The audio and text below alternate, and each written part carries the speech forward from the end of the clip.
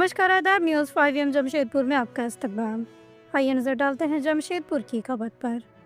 चुनावी रणभूमि का मुआयना, मतगणना केंद्र की तैयारियों पर प्रशासन की पैनी नजर।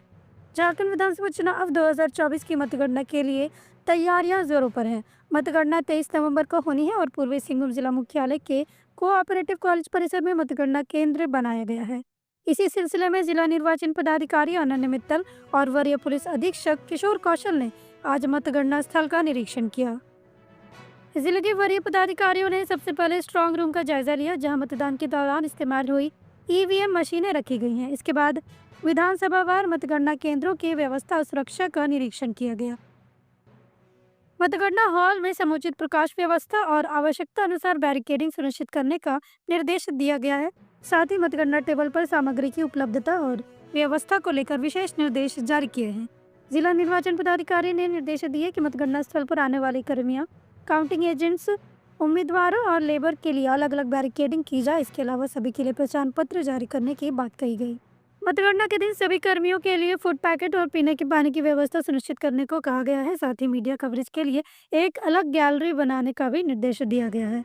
पार्किंग व्यवस्था और वाहन एंट्री पास को लेकर विशेष तैयारी करने की बात कही गई है, ताकि मतगणना के दिन किसी भी तरह की अव्यवस्था ना हो।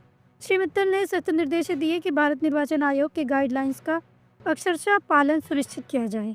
प्रशासन की ये कवायद ये साफ करती है कि मतगणना प्रक्रिया को निष्पक्ष और व्यवस्थित बनाने के लिए कोई कसर नहीं छोड़ी जाएगी। 23 नवंबर को जमशेदपुर की ये चुनावी रणभूमि अब पूरी तरह तैयार है। देखिए, काउंटिंग के दिन त्रिस्तरीय सुरक्षा व्यवस्था रहती है, जैसा कि चुनाव आयोग का निर्देश भी है, जिसमें कि paramilitary forces, state arm police यानी कि जैप की फोर्सेस और उसके बाद जिला बल के जवान रहते हैं। तो ये त्रिस्तरीय सुरक्षा सुनिश्चित की जा रही है। इसके अलावा DFMDs लगाए जा रहे हैं, जिससे कोई भी आप सामान लेकर के ना जा सके। साथ ही साथ स्पेशली मैं ये बताना चाहूँगा कि कोई भी व्यक्ति जो ऑथोराइज नहीं है, वो कोई इलेक्ट्रॉनिक गैजेट लेके, मोबाइल फ़ोन वगैरह लेकर के अंदर बिल्कुल नहीं जा सकता है, अनटिल अनलेस कि उसको प्रशासन ने अधिकृत किया हो। इस बात का सभी ख्याल रखें। इसके अलावा जो हम लोग फर्स्ट लेयर रख रहे हैं, जहाँ पर जिला बल के जवान रहेंगे, उसके बियॉन्ड केवल कैंडिडेट और इलेक्शन एजेंट और काउंटिंग एजेंट्स केवल वही अलाउड होंगे और फर्स्ट लेयर के बियॉन्ड बाकी लोग वहाँ तक आ सकते हैं।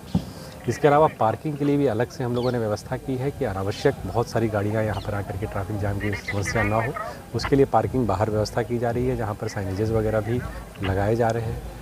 इसके अलावा काउंटिंग के दिन विशेष तौर पर किसी भी प्रकार की आपात स्थिति उत्पन्न होने पर या कोई वैसी ज़्यादा भीड़ भाड़ की स्थिति उत्पन्न होती है, तो उसको डील करने के लिए हम लोगों ने अलग से क्यूआरटीज़ भी बनाई हैं, एक्स्ट्रा फोर्सेस भी तैनात रहेंगी, जिससे कि शांतिपूर्ण तरीके से जिस प्रकार से मतदान संपन्न हुआ है, उसी प्रकार से मतगणना का कार्य भी संपन्न हुआ। आज सभी काउंटिंग अरेंजमेंट्स का जायज़ा लिया गया।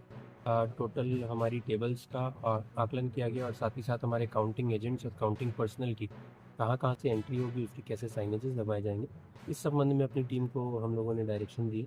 साथ ही साथ हमारे सभी वाहनों की पार्किंग की व्यवस्था और आमजन या फिर और अन्य लोग, कैंडिडेट, इलेक्शन एजेंट और हमारे काउंटिंग एजेंट्स के अलावा अन्य लोगों का जो आवागमन होगा, उस संबंध में वरीय पुलिस अधीक्षक के साथ उसकी चर्चा करी गई। साथ ही साथ CCTV को भी देखा गया, हमारे जहाँ पर भी उसके डिस्प्ले हैं, जो कि ऑब्जर्वर कंट्रोल रूम में और साथ ही साथ हमारे कैंडिडेट सिलेक्शन एजेंट के लिए और लॉ बिल्डिंग में, उसको भी चेक किया गया और दुरुस्त किया। सर, कितने चरण में काउंटिंग होगा, किस तरह की व्यवस्था रहेगी? काउंटिंग के चरण जो है वो कॉन्स्टिट्यूंसी वाइज अलग अलग है, क्योंकि उसमें टेबल का और टोटल बूथ की संख्या अलग है। वो कंप्लीट डिटेल आप लोग को उपलब्ध करा दी जाएगी और साथ ही साथ हमारे काउंटिंग के टेबल्स भी टोटल जो है वो अलग अलग हैं सबका प्रत्येक कॉन्स्टिट्यूंसी।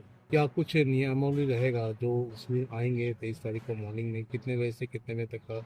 हम लोगों का पोस्टल बैलेट का काउंटिंग 7 बजे आरंभ होगा, जिसमें पोस्टल बैलेट का जो हमारा स्ट्रांग रूम है, वहाँ से हम 4 बजे उसको खोलने का प्रक्रिया स्टार्ट करेंगे सभी पॉलिटिकल पार्टीज के प्रेजेंस में। इस संबंध में सभी को लेटर प्रेषित कर दिया गया है। लगभग 5 बजे हम वहाँ से उसका मूवमेंट स्टार्ट कर देंगे। स्टार्ट करने के पश्चात यहाँ पर आके उसकी उतारेंगे और उसकी बंडलिंग का कार्य स्टार्ट करेंगे। इसके साथ साथ हमारा 8 बजे जो है EVM का काउंटिंग स्टार्ट होगा। उसके लिए 7 बजे हम EVM के स्ट्रांग रूम को ओपन करेंगे, जिसके लिए सभी पॉलिटिकल पार्टीज की प्रेजेंस आवश्यक है। क्या अभी जिस तरह से पॉलिटिकल पार्टियां जिस तरह से कैंपस में है, कि क्या ये 23 कब तक ये रहेंगी? नहीं, जो हमारी प्रक्रिया है, एवरी इलेक्शन की जो प्रक्रिया है वो यही है कि हमारी काउंटिंग डे पे सभी पॉलिटिकल पार्टीज़ का जो टेंट है, वो बाहर शिफ्ट हो जाता है, जो लगभग माइनिंग ऑफिस के पास एरिया है, वहाँ पर शिफ्ट होगा। लोकसभा इलेक्शन में भी इसी तरीके से हुआ था और वहीं पर सभी लोगों की मूवमेंट जो है रिस्ट्रिक्ट करी जाएगी ऑन काउंटिंग डे और वहाँ से सिर्फ candidate, election agent, counting agent और अन्य जो कि खाना सप्लाई करने के लिए पॉलिटिकल पार्टी वाइज जो लोग चिन्हित किए जाएंगे, जिन पास उपलब्ध कराया जाएगा, वो अंदर आ पाएंगे। उसके अलावा हमारे काउंटिंग पर्सनल और आरओज ऑब्जर्वर्स और अन्य जो हमारे कर्मी यहाँ पर हमें हेल्प करने वाले हैं, वो यहाँ पर आमंत्रित। ठीक, थैंक यू।